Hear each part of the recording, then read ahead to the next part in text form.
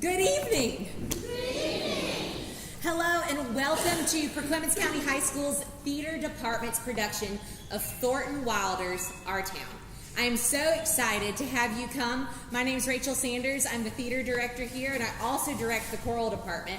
And I'm really excited to let you know that the theater department and the choral department have come together to present this production.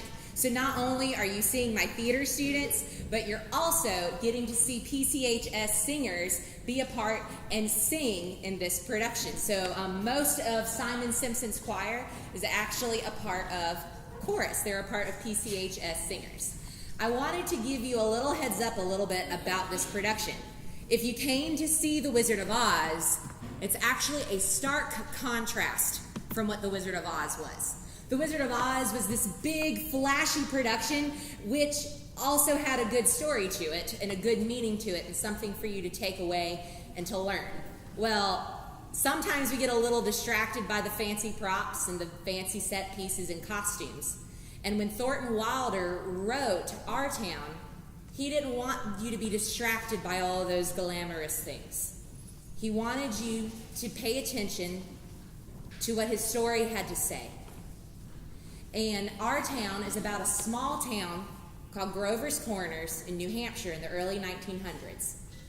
He wanted people hundreds of years from then to know about what the day-to-day lives were like of these people. And you'll be surprised to see the depth of heart and the depth of story. And it's funny because they actually pantomime all of the props. You will see very minimal props. They pantomime all of these things. And it's kind of fun because the actors and the sound effects work together, and before you know it, you won't even realize they're not there anymore. And so I hope that you step in and imagine with our actors. And I can't tell you how impressed I've been with the way that all of these actors have really connected with their characters. We're late already. Excuse me. Sorry. Come on, George. Oh, I guess it What started. are we so late for anyway? I told you they're getting started without us. Besides, we gotta let them know about audience behavior. Behavior? You mean like rules? Yeah. First off, we gotta let them know to turn off their noise makers so they don't ring during the play. Oh, you mean babies? Well, those two. Please keep the little ones calm and quiet. Hey, I'm little. Yes, you are, Rebecca. Those your size and smaller. But I was talking about those ringy-dingy thingies. Oh, you mean cell phones? Yes, exactly. And lastly, no flash photography. It's like staring at the sun too long. I think I got it now. All right, come on, we gotta get going. But wait, George, you forgot the most important part. Yep, you're right. Ladies and gentlemen, if you feel the need to laugh, laugh. If you feel the need to cry, cry. And if you all want to clap, clap. Like this.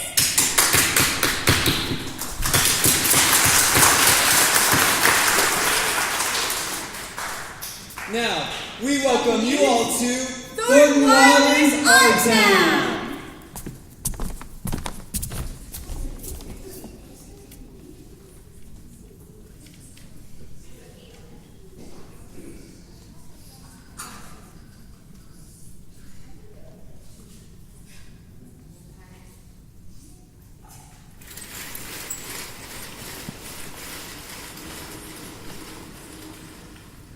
Can we get some more lights on stage, please?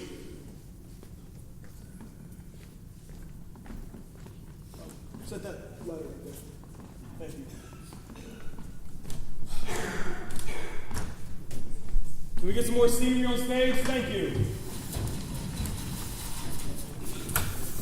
This play is called Our Town. It's written by Thornton Wilder, produced by Mr. Price and Mr. Cheeseman, and directed by Miss Rachel Sanders.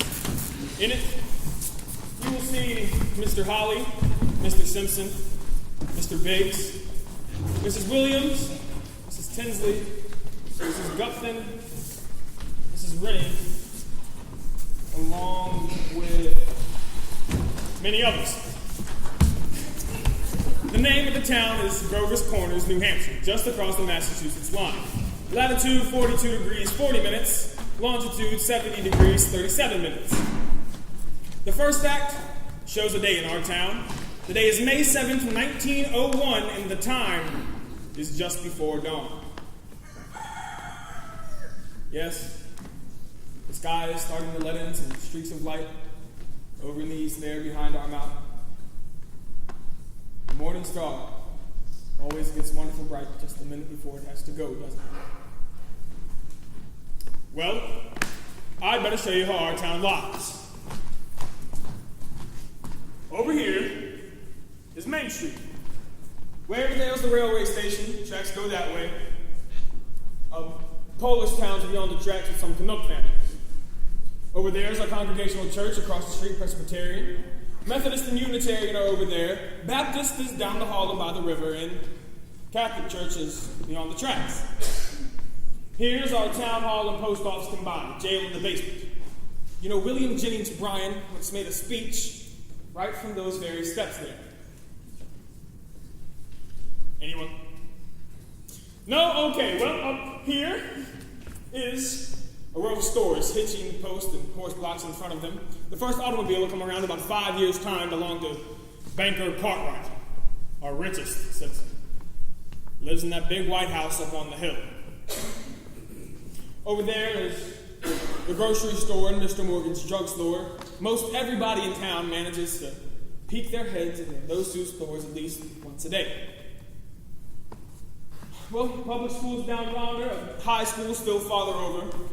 8:45 mornings, noon times, and 3 o'clock afternoons, the whole town can hear the hooting and hollering from those schoolyards. This is our doctor's house, Doc Gibbs. And this is his back door. There's some scenery here for those of you who think we have to have it. And over here is Mrs. Gibbs' garden. Corn, peas, beans, hollyhock, heliotrope, and a lot of burdock. In those days, a local paper came out twice a week. Grover's Corner Center. And this is Editor Webb's house. And this is Mrs. Gibbs' garden. I say that because it's just the same as Mrs. Gibbs' garden, except it's got a lot of burdock too. Right over here is a big butternut tree. It's a nice town, you know what I mean? Nobody very spectacular has ever come out of it as far as we know. And the earliest tombstones up on the cemetery there say 1670, 1680. And they're Grovers and Cartwrights and Gibbses and Herseys, same names as are around here now. Well, as I said, it's about dawn. The only lights on in town are in a cottage over by the tracks where her Polish mother's just had twins. And in the Joe Crowell house where Joe Jr. is getting ready to deliver the paper. And in the depot where Shorty Hawkins is getting ready to flag in the 545 for Boston.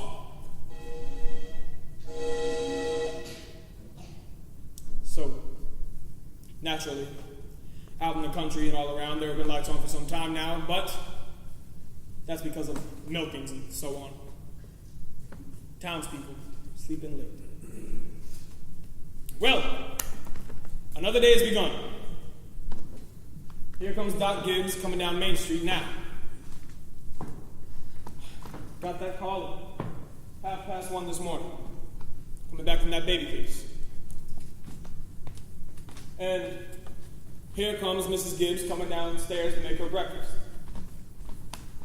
Doc Gibbs died in 1930. The new hospital was named after him. Mrs. Gibbs died first, though, a long time ago, in fact. She had went out to visit her daughter, who had married some insurance man in Ohio. She died there from pneumonia. But her body was brought back here, and she's up in the cemetery now, and with a whole bunch of Gibbses and Herseys. See, her name was Julia Hersey before she married Doc Gibbs in the Congregational Church over there. In our town, we like to know the facts about everybody. Here comes Mrs. Webb, coming downstairs to make her breakfast too. Can't believe that Doc Gibbs got that call at 1:30 this morning.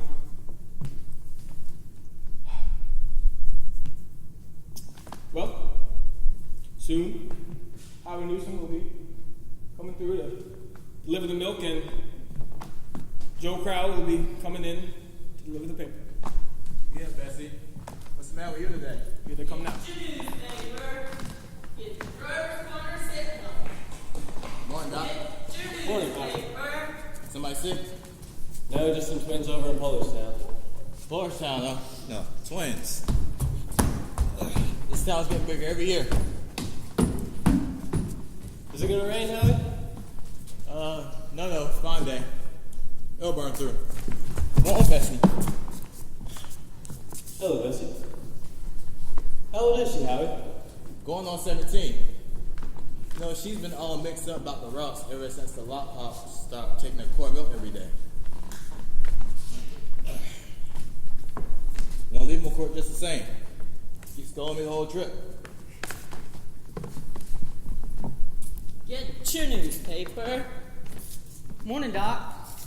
Morning, Joe. Anybody been sick lately, Doc? No, just some twins over to Mrs. Korslowski. Do you want a paper now? Yes, I'll take it. Anything serious going on in the world since Wednesday?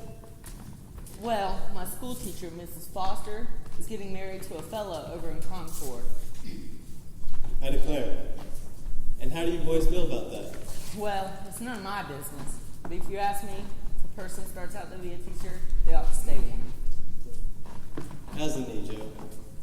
Not bad. Like you said, Doc, it always tells me when it's going to rain. What's it telling you today? Is it gonna rain? No, sir. Sure? Yes, sir. Knee ever make a mistake? No, sir. Get your newspaper. Get your Grover's Corner Sentinel. Wanted to tell you something about that boy Joe Crowell there. He's an awful bright kid. Graduated from high school, top of his class. Got a scholarship to Massachusetts Tech. And he graduated top of his class there, too. It was all written up in the Boston papers. Gonna be a great engineer, Joe was. And then the war broke out. And he died in France. And all that education was for nothing.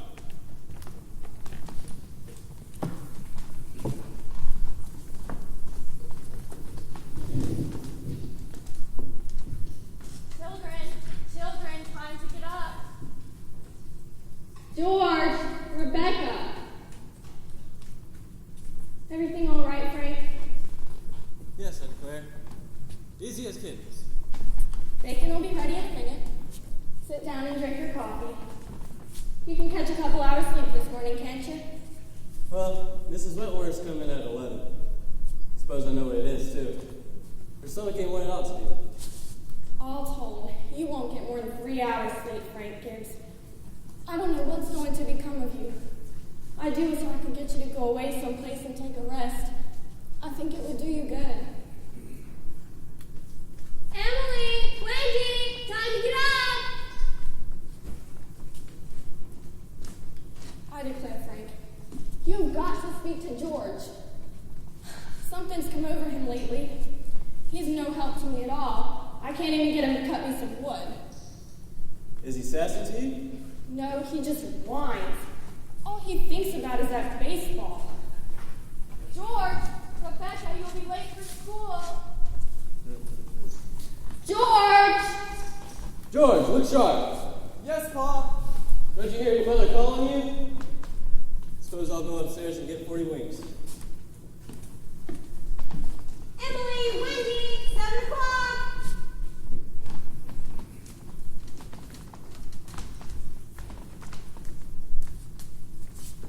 Wendy, you can go upstairs and watch yourself good. I'll float down, I'll do it myself.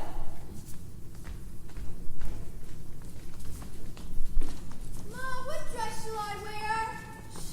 Don't make a noise. Your father's been out all night and he needs his rest. I washed and ironed the blue people for his special. But Ma, I hate that dress. Hush up with me. Every day I go to school, it's just like a sick turkey. Now, Rebecca, you always look very nice.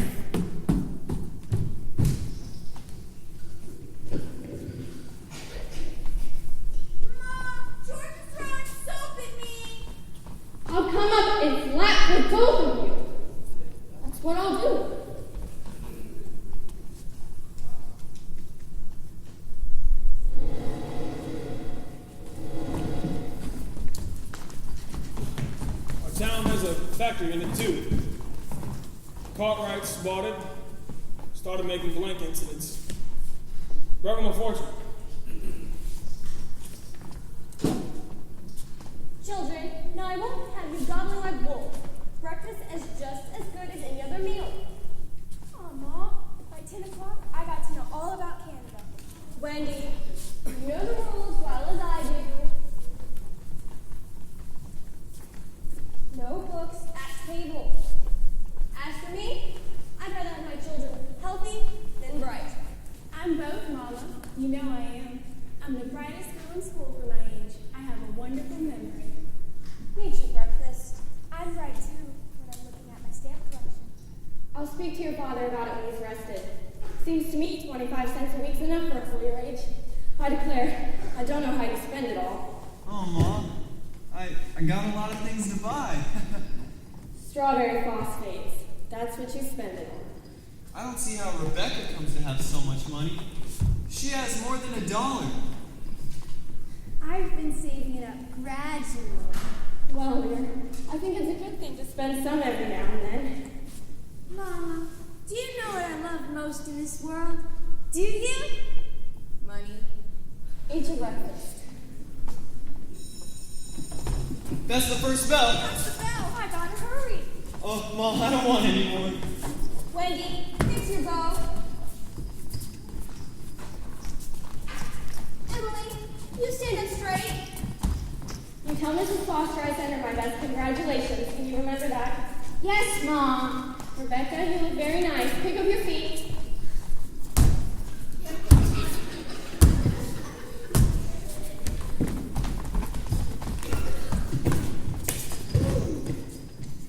Goodbye. Goodbye.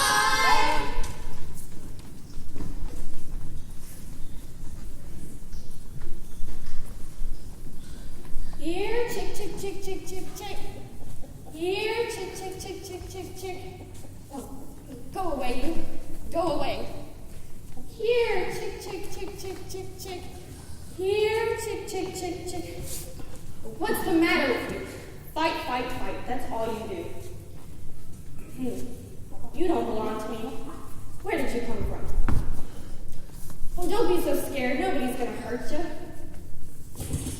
Good morning, Myrtle. How's your cold? Well, I still get that tickling feeling in my throat. Told Charles I didn't know I was going to go to choir practice tonight. Wouldn't be any use. Well, have you tried singing over your voice? Yes, but somehow I can't stay on key.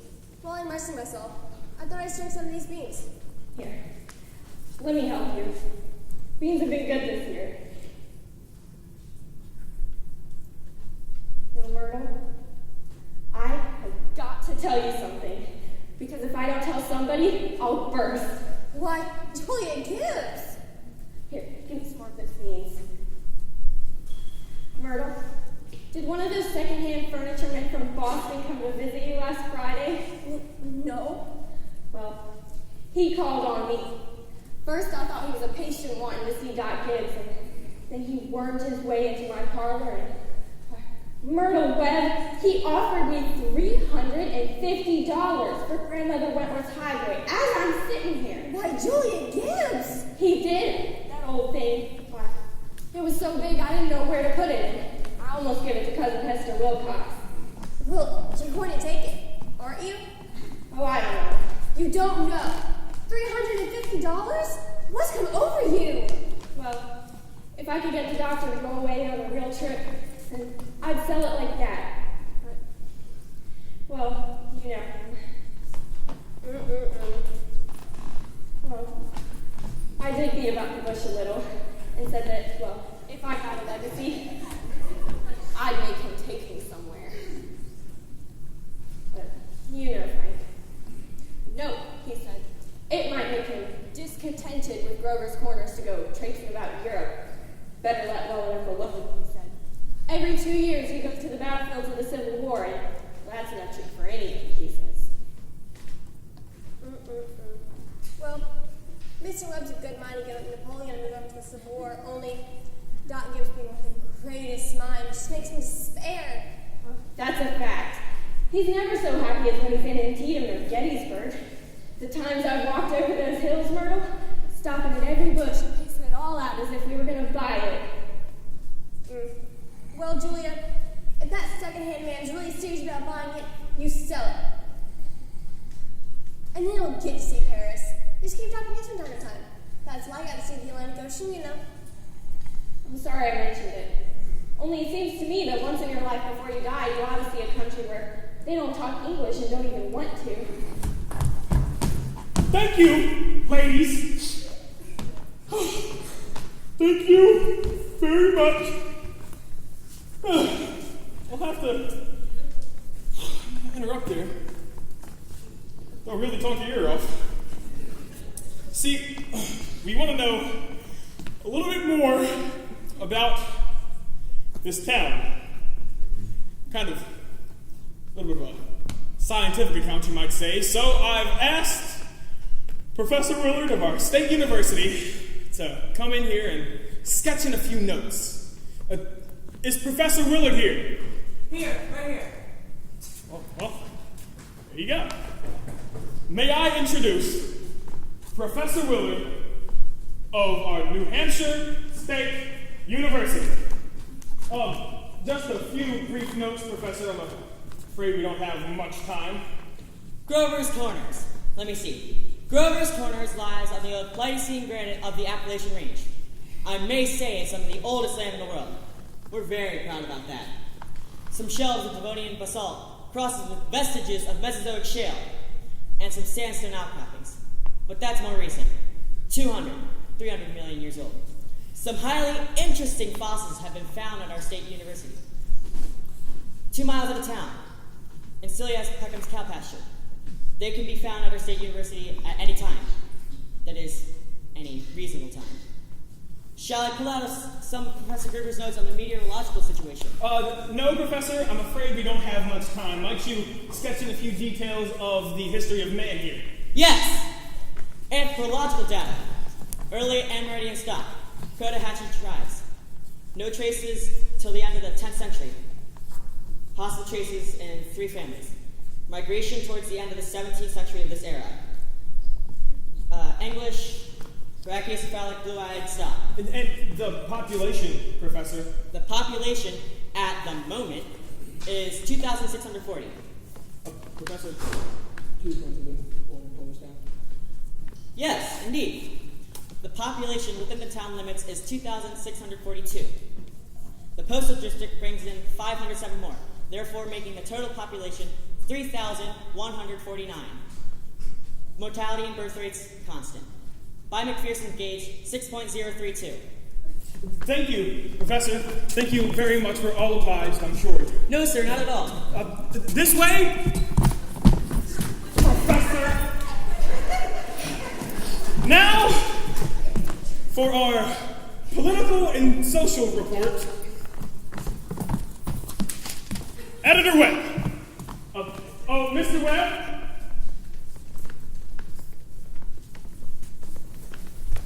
He'll be here in a minute. He just cut his hand while eating an apple. Oh? Thank you, Mrs. Webb. Shut up! Everybody's waiting! Mr. Webb is the publisher and editor of the Grover's Corner Sentinel. That's our local paper, you know. Well, I don't have to tell you that we're run by a board of selectmen. Men vote at the age of 21. Women vote indirect. We're lower middle class, sprinkling professional men. 10% illiterate laborers. Politically, we're 86% Republican, 6% Democrat, 4% socialist, and the rest indifferent. Religiously, we're 85% Protestant, 12% Catholic, and the rest indifferent. Have you any notes, Professor? Very ordinary town, if you ask me. A little better behaved than most. Probably a lot duller. Our young people here seem to like it well enough, though. 90% of them graduating high school settle down right here to live, even when they've been away to college. Now, does anybody in the audience have any questions for Editor Webb? Is there much striking in Grover's Corners? Well, ma'am, I don't know what you call much. Saturday nights, the farmhands meet down at Ellery Renault's stable in Holler, son. And we got one or two town drunks, but they're always having remorses every time an evangelist comes to town. No, ma'am, I wouldn't say liquor's a regular thing in the home here. Except in the medicine chest. Right good for a snake bite. Always was. Is there no one in town aware Can you come up to the stage where everyone can hear you?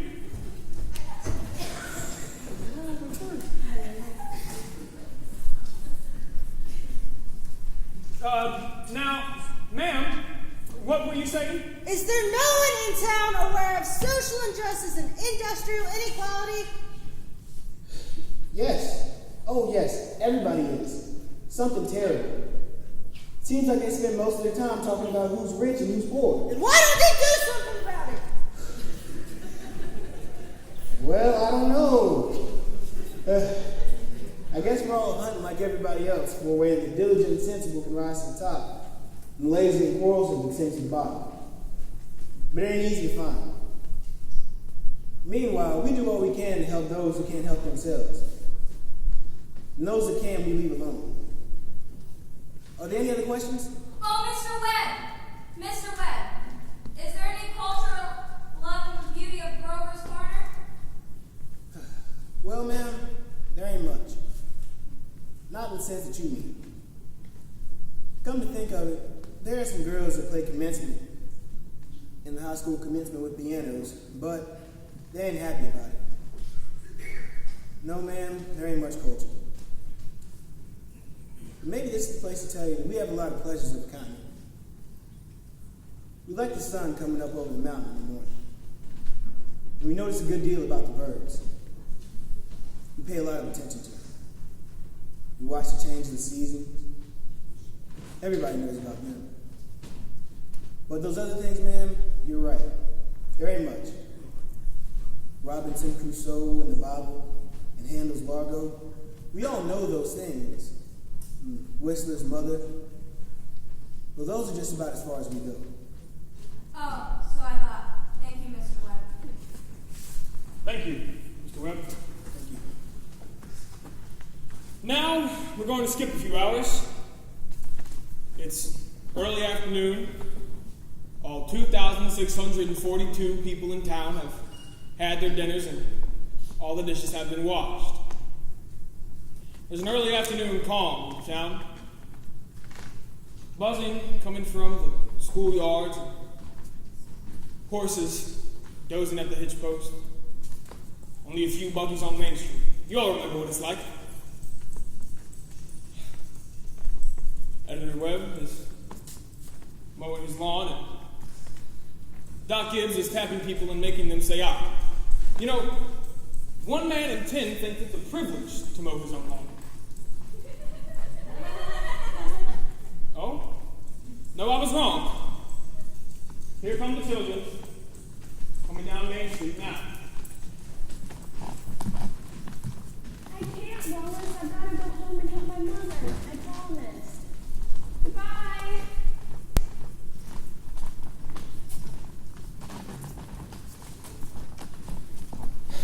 Emily, walk simply. Who do you think you are today? Papa, you're terrible. One minute you tell me to stand up straight, and the next minute you call me names. I just won't listen to you. Well, golly. I never got to catch you such a very lady before.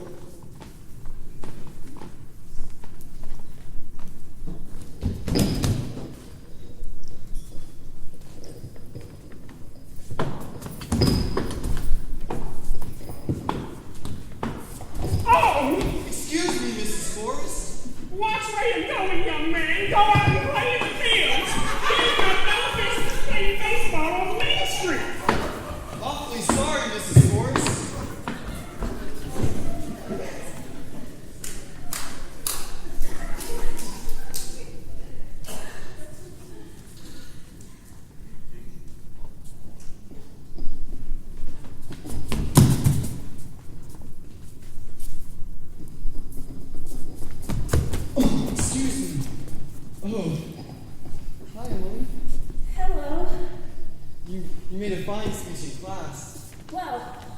really ready to make a speech about the Monroe Doctrine.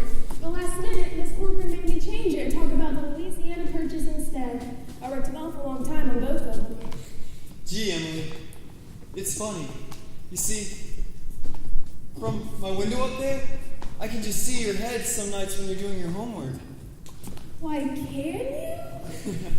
Yeah, you certainly do stick to it. I don't see how you could sit still for that long. You must like school. Well, I always feel it's something you have to go through. Yeah. I don't mind it, really. It passes the time. Yeah, Emily, what do you think? We might set up a sort of telegraph from your window to mine, and every once in a while you could give me a hint for one of those algebra problems. I don't mean the answers, Emily, of course not. Just some little hint. Oh, I think hints are allowed. So, if you get stuck, George, you listen to me and I'll give you some hints. Gee, Emily, you're just naturally bright, I guess. I figure it's the way a person's born. Yeah. But, you see, I want to be a farmer. And my Uncle Luke says whenever I'm ready, I could come and start working on his farm. And if I'm any good, I could just gradually have it. You mean the house and everything? Yeah. Well, I better be getting back to the baseball field. Thanks for the talk, Emily. Good afternoon, Mrs. Webb. Good afternoon, George. So long, Emily. So long, George. Emily, come help me string these beans. My, George Gibbs on top of a real conversation, didn't he? How old is he beginning to be? I don't know. He must be about 16. Mom, I made a speech in class today and I was very good. You must recite it to your father at supper. What was it about? The Louisiana Purchase. It was like silk off a spool. I'm going to make speeches all my life. Mama, are these big enough? Try and get them a little bigger if you can, dear. Mama, will you answer me a question? Serious? Seriously, dear. Not serious. Seriously, will you? Of course I will. Mama, am I good looking? Of course you are. All my children have good features. I'd be ashamed if they hadn't. Oh, Mama, that's not what I mean. What I mean is, am I pretty? Emily, I've already told you, yes. Mama, were you pretty? Well, I was, if I do say so myself. I was the prettiest girl in town next to Mamie Courtright. But Mama, you gotta say something about me. Am I pretty enough to get anybody? To get people interested in me? You make me tired. I've already told you, yes. You have a pretty enough face for all intentional purposes. Now, enough of this foolishness. Oh, Mama, you're no help at all. Thank you, Mrs. Webb. Thank you, Emily. I have to interrupt again. See, I think now is a good time to tell you that the Cartwright interest has begun building a new bank in Grover's Corners. Had to go to Vermont for the marvel, I'm afraid. But they asked a friend of mine that they should put in the cornerstone for people to dig up 1,000 years from now. Of course, we're putting in the New York Times and Editor Web Sentinel. See, I'm awfully interested in this in particular because these scientist fellows have come up with this glue, a silicate glue that'll make the reading material last for 1,000 to 2,000 years. We're also putting a copy of the United States Constitution, and a copy of the Bible, and, of course, a copy of Shakespeare's plays. What do you say, folks? What do you think? You know, Babylon once had 2 million people living in it, and all we really know about them are the names of the kings and what we can gather from the copies of wheat contracts and contracts from the sales of slaves. But yet, every night, they would come home for supper, and the father would come back and sit in his favorite chair after coming home from work, and smoke would roll up the chimney. And even in ancient Rome and Greece, all we really know about the lives of the people who lived there, what we can gather from the comedies and joking poems that they had written for the theater. So, I've decided to put in a copy of this play so that people 1,000 years from now know a few simple facts about us. More than the Treaty of Versailles or the Lindbergh's light. So, people 1,000 years from now, this is how we were. In the provinces north of New York, in the beginning of the 20th century. This is how we were in our growing up, and then our marrying, and then our living, and then our dying. Well, a good deal of time has passed now. It's late in the evening. You can hear the Congregational Church practicing with its choir. Soon the children will be coming upstairs to do their homework. The day is running down like a tired clock.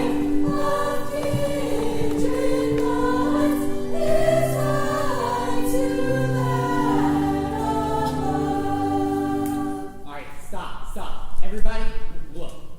Music comes into the world to give pleasure. Softer. Get it out of your heads that music is only good when it's loud. You leave loudness to the Methodists. Couldn't beat them even if you wanted to. Trust me on that one. Now again, tenors.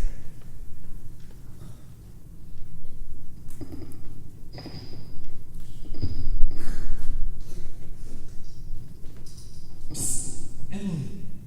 Hello. Hello. My, isn't the moonlight terrible?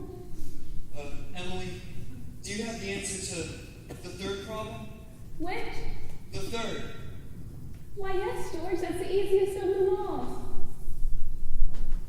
I don't see it. Emily, could you give me a hint? I'll tell you one thing. The answer's in yards. In yards? How do you mean? In square yards. Oh. In squares. Yes, George, don't you see? Yeah. In square yards of wallpaper. Oh, I see. Thanks a lot, Emily. You're welcome. My, isn't the moonlight terrible? And choir practice going on? I think if you hold your breath, you can hear the train all the way to Kentucky. Hear it?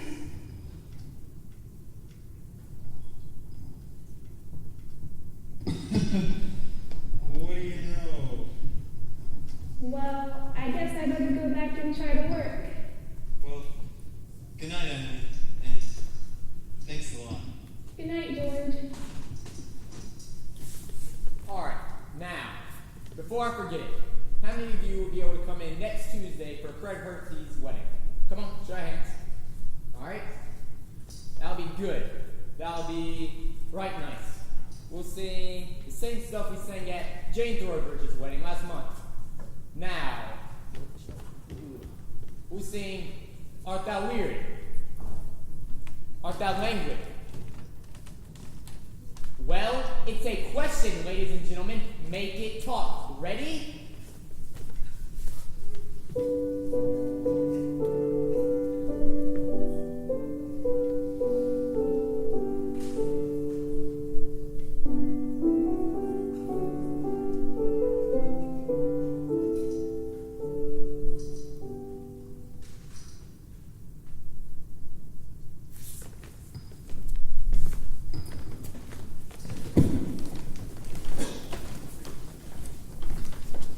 George, will you come down a minute?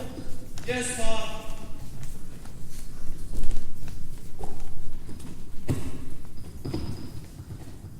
Make yourself comfortable, George. I'll only give you a minute.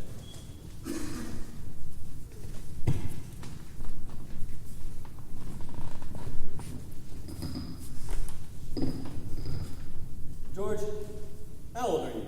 Well, I'm 16. Almost 17. And what do you plan to do after school's over? Well, you know, Pa. I want to be a farmer. On Uncle Luke's farm. You'll be willing, will you, to get up early every day, milk and feed the stock, and hoe and hay all day long? Why, of course I will. What do you mean, Pa? Well, I was in my office earlier today, and I heard a funny sound. And what do you think it was? It was your mother chopping wood. There you see your mother, getting up early, cooking meals all day long, washing and ironing, and still she has to go out in the backyard and chop wood. I suppose she just got tired of asking me. Decided it'd be easier to go out and do it herself. And you put on the clothes that she keeps nice for you, and eat her meals, go around and play baseball. Like she's some hired girl that we keep around the house but that we don't like very much.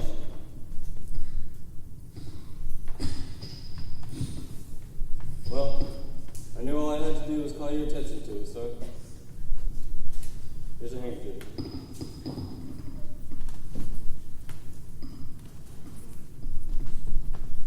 George, I've decided to raise your spending money 25 cents a week. Not, of course, for chopping wood for your mother, because that's a present you give her.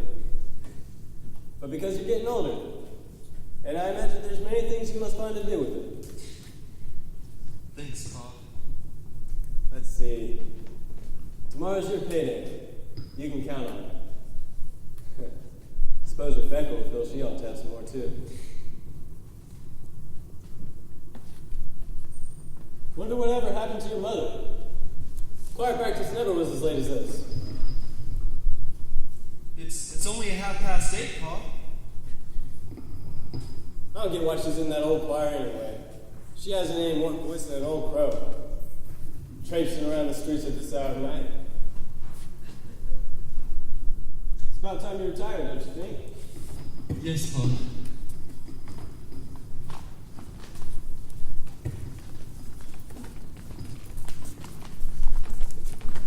Good night, Martha. Good night, Mrs. Foster. I'll tell Mr. Webb. Oh no, I just want to put it in the paper. Night, sleep. Good night, Irma. Good night. Real nice choir practice, wasn't it?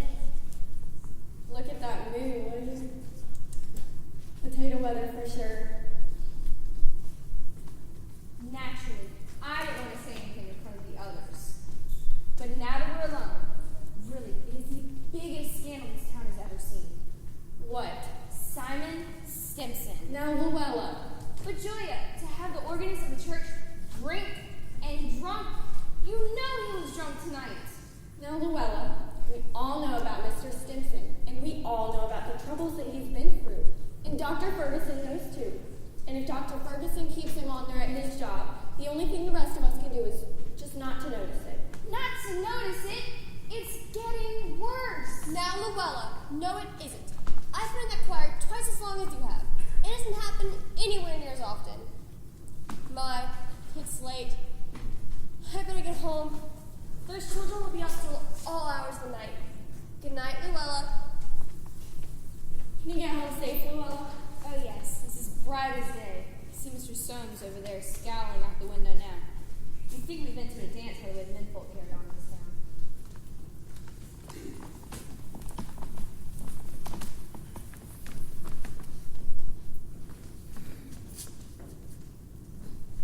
Well, we had a real good time. You're late enough. Why, Frank, it ain't any later than usual. And you stopping around the corner to gossip with a bunch of heads? Now, Frank, don't be grouchy. Come and smell the heliotrope in the moonlight.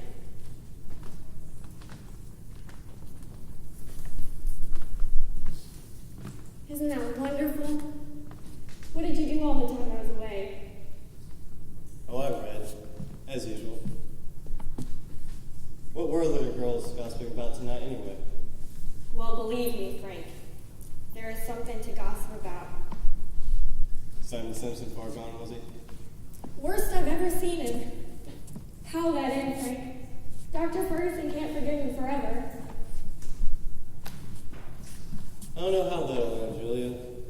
Suppose I know more about Simon Simpson's affairs than anybody in this town. Some people just aren't meant for small town life. But there ain't much we can do about it. Come, get inside. No, not yet. Frank, I'm worried about you. What are you worried about? Well, I think it's my duty to make plans for you, to get a real rest and change. And, well, if I get that legacy, well, I'm going to insist on it. Now, Julia, there's no sense in going over that again. Now, Frank, you're just unreasonable. Come, get inside. Next thing you know, you'll catch cold.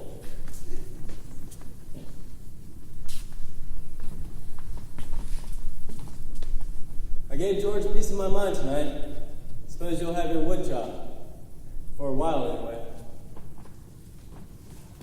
No. Start getting upstairs.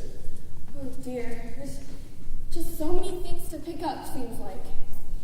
You know, Frank, Mrs. Fairchild always locks her front door every night. All those people up that part of town do. They're all just getting citified. That's the trouble with them. They haven't nothing fit to burgle, and everybody knows it.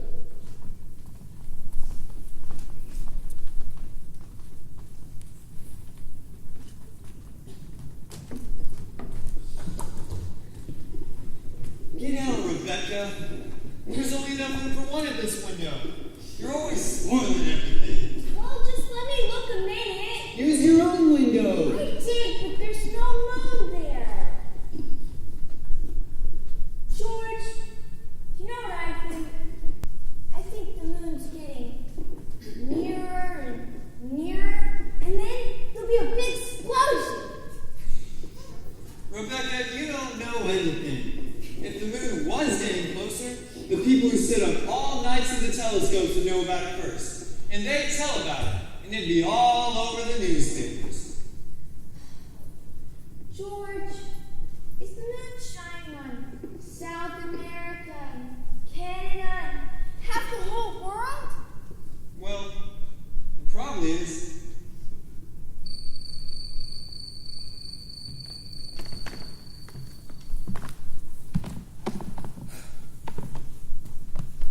Most everybody's asleep in girls' corners. No. Here comes Mr. Webb. After putting his paper to bed.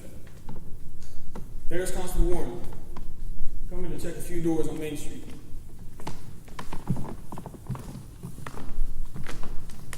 Hi.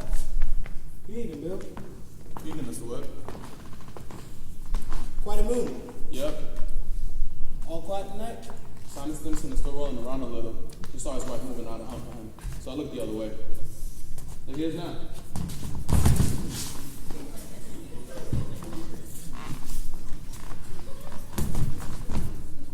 Good evening, Simon. Town seems to settle down for the night pretty well. Yes. Town seems to settle down for the night. I guess you better do the same. Can I walk along the ways with you?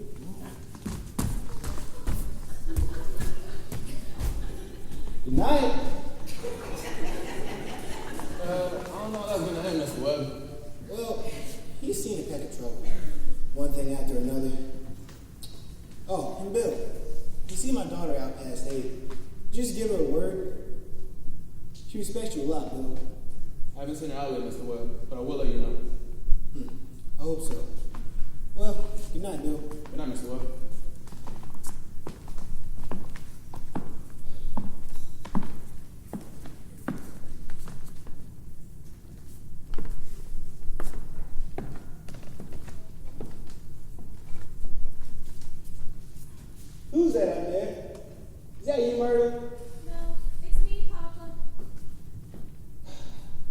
watching in bed? I don't know. I just can't sleep yet, Papa. The moonlight's so wonderful. And the smell of Mrs. Gibbs' healing soap. Can you smell it? Yes. You having any troubles, do you, Emily? Troubles, Papa? No. Well, all right then. Enjoy yourself. Don't let your mother catch you. Good night, Emily. Good night, Papa.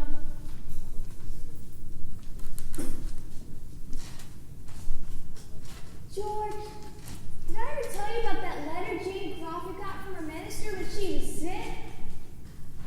On the letter it said, well, it was addressed to, it said, Jane Crawford, the Crawford Farm, Sutton County, New Hampshire, United States of America. What's so funny about that? We are not finished. United States of America, the continent in North America, the Earth, the solar system, the universe, and the mind of God. That's what it said on the envelope. What do you know? And the postman delivered it just the same, George. What do you know? Well, that was the end of the first act, folks. We'll have a 10-minute intermission.